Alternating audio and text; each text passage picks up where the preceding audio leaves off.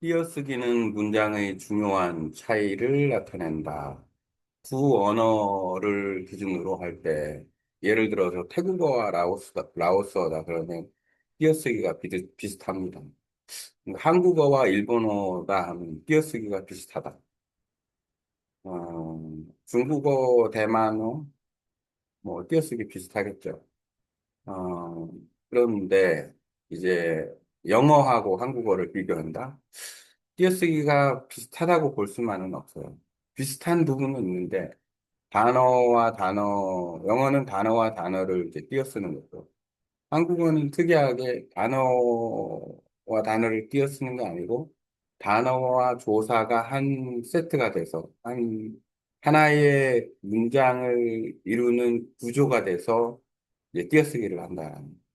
이게 베트남어로 넘어가면 더 이제, 이거 이상하네? 이렇게 되는 거예요. 왜냐하면 베트남어는 음절을 띄웁니다. 음절. 이름절, 음절을. 그러니까 그 띄어쓰기의 끝판왕이 베트남어다. 모든 음절을 다 띄워놔요. 왜 그랬는지는 모르겠어요. 왜 우리 입장에서는 그냥 붙여놓으면 조금 읽기는 어려워도 어차피 음절이 구분이 되니까 또 한눈에 볼 수가 있고 붙여놓으면 훨씬 더 좋지 않나? 그래서 내가 그 음절을 붙여봤어요. 음절을 붙여서 읽어보니까 훨씬 더 가독성은 있다. 한국 사람 입장에서는. 왜냐하면 음절 하면 처음 읽는 사람 입장에서는 단어가 잘 안 들어와요.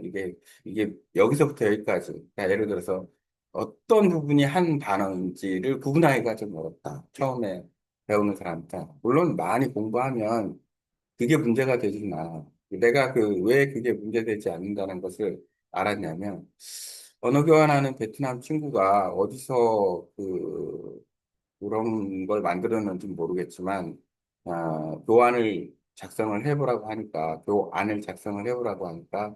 이 한국어를 다 붙여가지고 왔어요. 그래가지고 그걸 가지고 공부를 했는데, 이렇게 너 왜 한국어를 다 붙였냐? 한국어는 띄어쓰기를 해야 된다. 이 얘기를 하지 않고 그냥 공부했어요. 그냥 그대로. 근데 내 생각은 아마 딥시크 같은 데서 하지 않았나라고 생각이 돼요. 왜냐하면 중국어는 다 붙이니까 띄어쓰기 관념이 없이 그냥 만약에 이렇게 한국어를 다 붙였다 그러면은 근데 특이하게도 어떤 현상이 있었냐면 다 붙여놨는데 내가 그걸 읽거나 이해하는데 전혀 어려움이 없었다라는 거하고 또한 그 한국어를 1년 이상 공부한 언어 교환하는 친구 역시 미스터 탄 역시도 뭐 그냥 읽는데 지장이 없이 읽더라 이거예요. 결국 무슨 얘기냐면 이게 띄어쓰기라는 거는 처음에 좀 문제가 될 수 있다. 맨 처음에 이제 진입 장벽이 이제 띄어쓰기가 약간 차이. 그래서 만약에 처음 이제 한국어를 공부한다. 그럼 띄어쓰기에 대해서 알고 친숙해져야 된다. 모든 게 다 그런 것 같아요. 첫째, 차이점이 있네. 그 차이점을 이해하고 연습하고 친숙해지고 이제 아무렇지 않게 돼야 된다는 거. 그러니까 붙여 썼다고 해서 문제가 되거나 완전히 음절이 띄어졌다고 해서 전혀 문제가 되는 게 아니다. 단지 처음 공부하는 사람 입장에서 봤을 때 문제가 된다라는 거. 이거는. 그러니까 그게 대수가 아닌 거죠. 결국에는 뭐냐? 빨리 익숙해지는 게 유리하다. 어떻게 하면 빨리 익숙해지느냐? 이 부분은.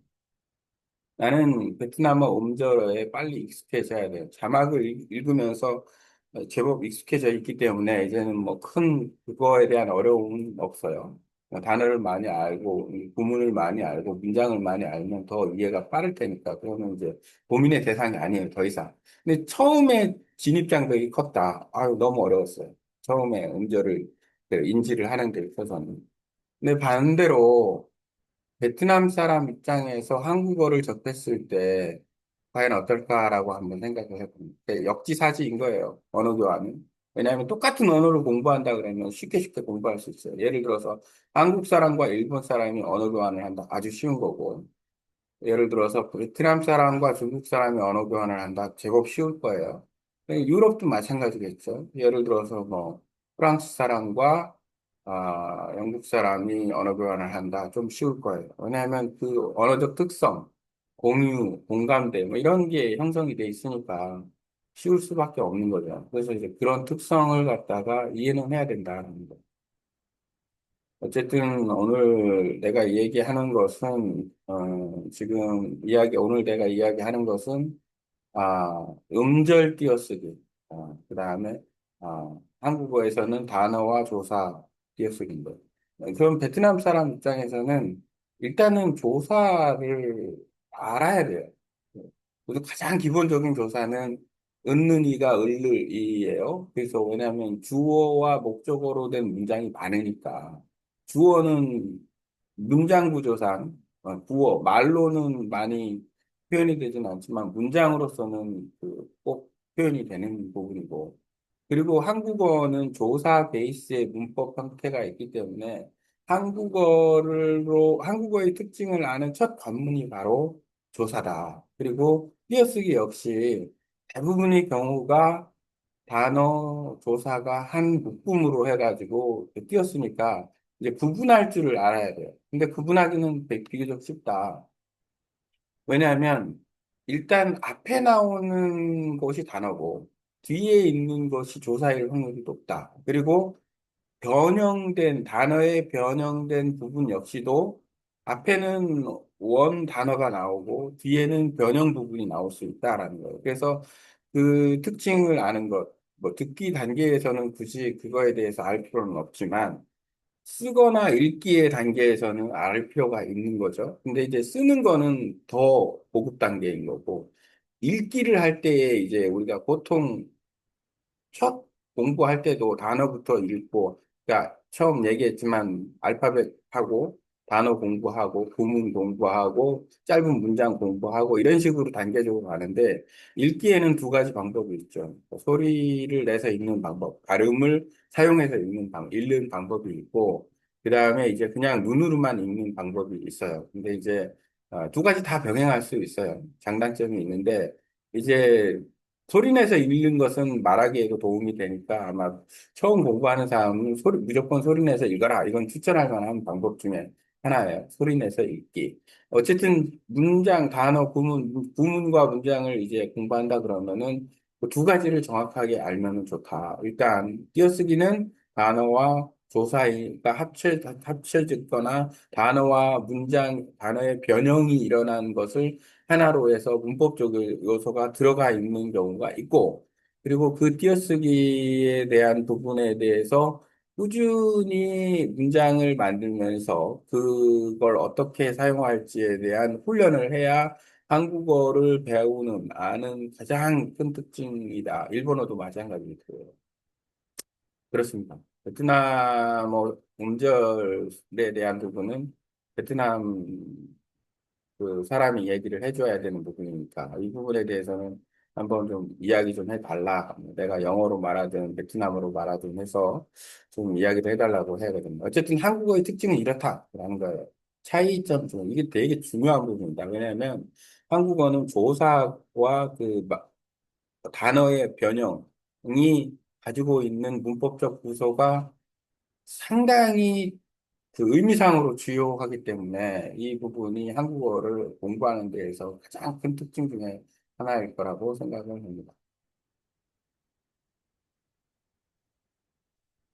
자, 이제 이 내용을 가지고서 또 한번 AI를 통해서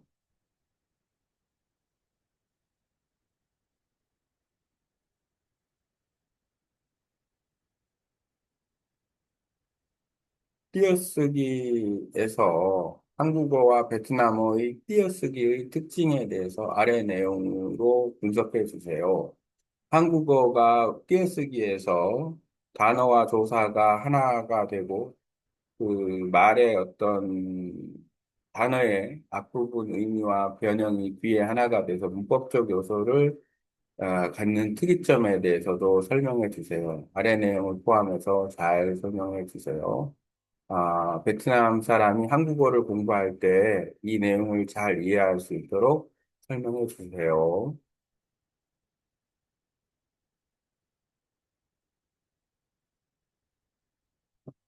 자, 이제 내용을 붙여서 콘텐츠를 또 만들면 좋은 콘텐츠가 나옵니다. 한국어의 띄어쓰기.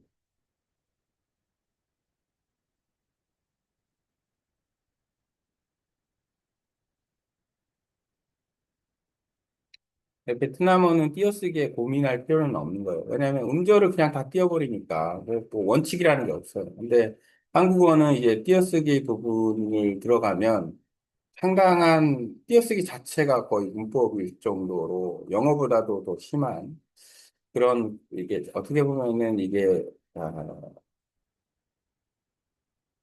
아, 유기적인 관계를 한다? 단어와 단어가 붙여서 쓰기 개념에선 그렇습니다. 이런 특징이 어떻게 해서 나왔는지는 연구의 대상인 것 같아요. 특이한 부분이기 때문에 일본어도 마찬가지고 이게 이렇게 그 조사가 붙여 쓰는 아마 언어들이 따로 있지 않을까라는 생각이 듭니다. 띄어쓰기는 굉장히 중요한 차이다.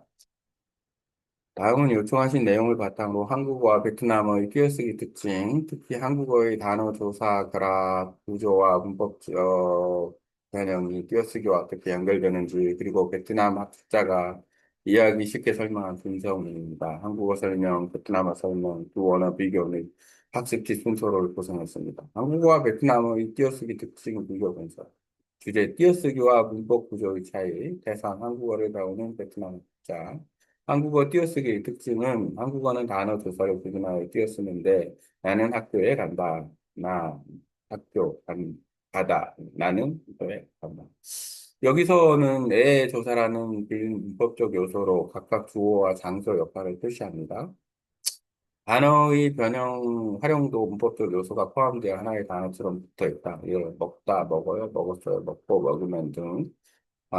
이때 먹다라는 단어, 어간과 뒤에 어요, 어써요, 어미를 붙여서 스며 띄어쓰지 않는다. 하나의 단어처럼 붙였습니다. 어간, 어미, 간미, 그러니까 두미 이런 거예요. 그래서 한국어의 문장에서 띄어쓰기 단위는 의미 단어보다는 문법 단어 중심이라고 볼 수가 있다.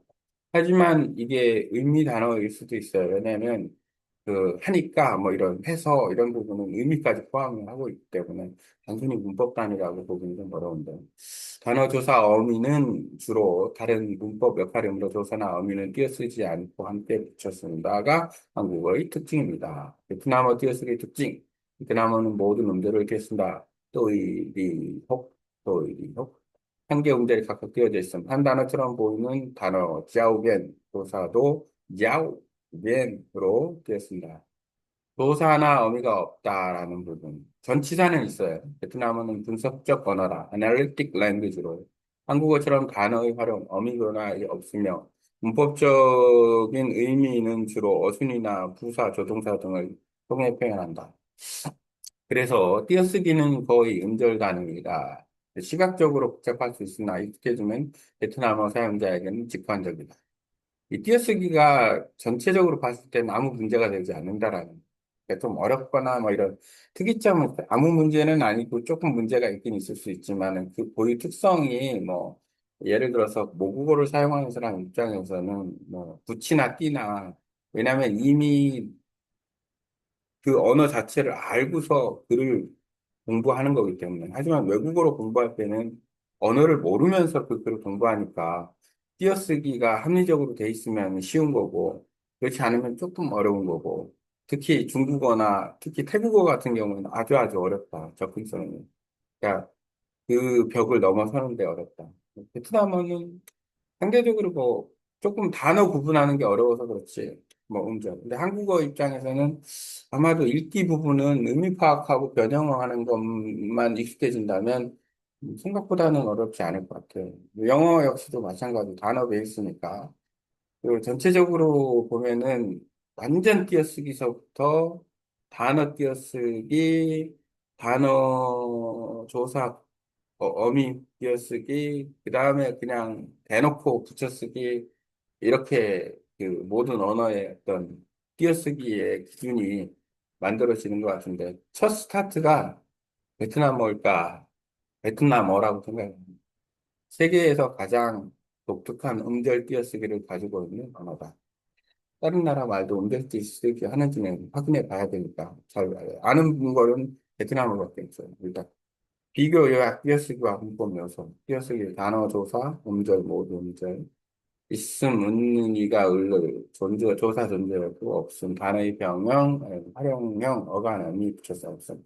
영어는 그 변형이 약간 있죠. 시제 변형이랄지, 그 다음에 단어의 어떤 세트 변화라든지, 불규칙 변화랄지 이런 게 있다고 봐야죠.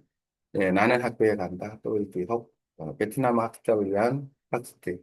그러니까 한국 사람도 베트남어 띄어쓰기가 어렵지만 베트남 사람도 한국 사람 띄어쓰기가 어렵다. 만약에 베트남 사람한테 한글을 다 음절로 띄어가지고 가르쳐 주면 좀 익숙하게 배울 수도 있을 것 같아요.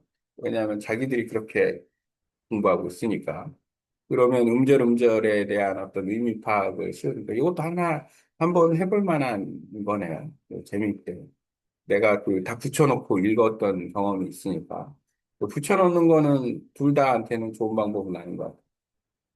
베트남 학습자를 위한 학습 팁. 조사의 개념을 먼저 이해하자. 있는 주어, 이가, 을을 목적어, 대에서 장소, 시간, 조사는 단어 뒤에 지만 띄었습니다. 친구가 밥을 지도. 단어의 변형은 한 덩어리로 외우자. 하다 해요, 했어요, 하고 하면. 이거 띄지 않고 하나의 단어 쓰는 거는. 외울 일은 아니다. 말을 외워서 공부한다는 건 바보 같은 일이다. 왜냐하면 우리는 외운 거보다는 인지적 요소, 그러니까 무의식적으로 인지한 것을 활용하는 게 더 빠르지. 외운 거를 꺼내가지고 활용하는 거는 어렵다라는 거. 왜냐? 케이스 바이 케이스가 너무 다양하기 때문에 외운 거를 써먹는 거는 진짜 그 스마트한 사람들이나 하는 거고, 보통 사람들은 그냥 외우지 말고 그냥 반복하는 게 좋다. 처음에는 띄어쓰기가 어렵지만 익숙해지면 자연스럽다. 어떤 베트남 학습자는 처음에는 모든 한국어 문장을 붙여서 썼다. 이런 내가 했던, 공부했던 경험들. 신기하게도 1년 이상 공부한 사람은 다 붙여도 이해 가능했다. 문맥과 문법 구조에 익숙해지면 띄어쓰기 툴도 이해할 수 있다. 이 내용을 이렇게 정리까지 해준다라는 거는 나는 AI에 대한 놀라운 능력이라고 봅니다. 연습 예시 분석과 띄어쓰기. 학생이 책을 읽어요. 학생, 숙전, 주어, 조사, 목적국, 책을, 조사, 목적격, 읽다, 동사, 어간, 동작, 어요, 어미, 형태, 현재형, 존댓말. 학생이 책을 읽어요. 동사단이 학생이 책을 읽어요. 마무리 요약은 한국어는 문법 중심의 띄어쓰기 단어와 조사를 구분 어근과 어미에 따라 베트남은 음절 중심의 띄어쓰기 모든 음절 띄어쓰다 요걸 알아야 됩니다. 문법적 결합 연습 맥스페이스야. 어, 베트남 음절 중심 띄어쓰기 모든 음절 문법적 결합 없음. 베트남 학습자는 한국에서 조사 어미 변형을 먼저 익히고 띄어쓰기 기초로 문법 구조 기반으로 연습하면 효과적입니다. 다섯 번째 차이에 대해서 이야기를 하고 있습니다. 맞나? 다섯 번째. 다섯 번째 맞는 거는. 일곱 번째까지 가야 될 것 같아요. 이 차이에 대해서 조금 집중해서 공부하면 훨씬 좋다.